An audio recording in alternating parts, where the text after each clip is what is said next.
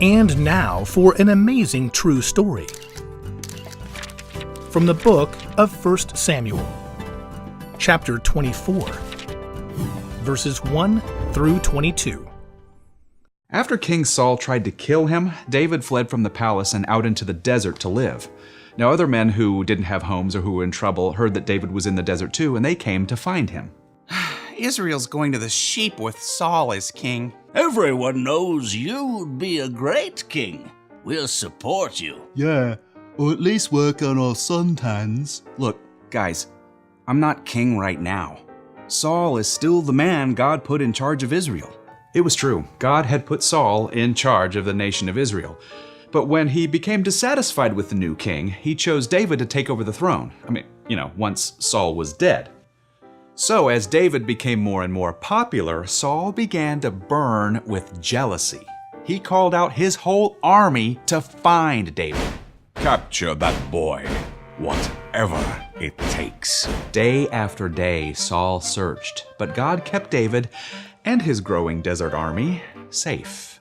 Ooh, listen to my knees cracking. I can't keep running from Saul. Look, there's a cave. We can hide. Phew! Don't you see those wild goats? This place stinks. Smells just like home. Okay, men, we'll stay here until Saul and his army have passed by. The cave was huge. David and his men rested in the cool, dark space in the very back. Soon, they heard Saul's army approaching. Ugh, it's nasty and damp here. Yeah, dude, I don't get why we have to hide out when David could be the real king.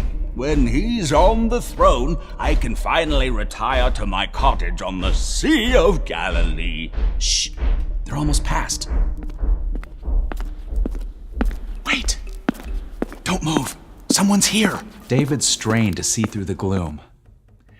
He could hardly believe his eyes. King Saul had entered the cave alone to use the bathroom. Hey, this isn't a public restroom. It's a golden opportunity. Don't you see, David? God's handing Saul over. This is your #1 chance to take him out. Shh! Barely breathing, David crept along the cave wall until he was just behind Saul. Then he took out his knife and cut a corner of Saul's robe off. Saul didn't even notice.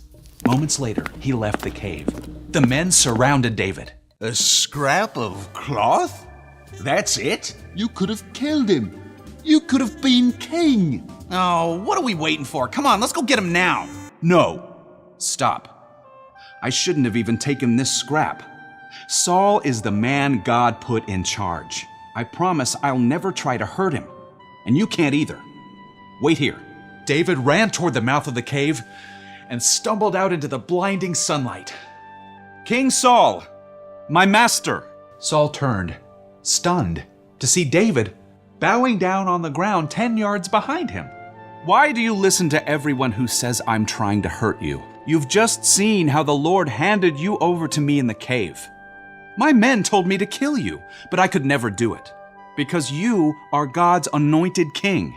All of David's men watched from inside the cave while Saul's men watched from the desert.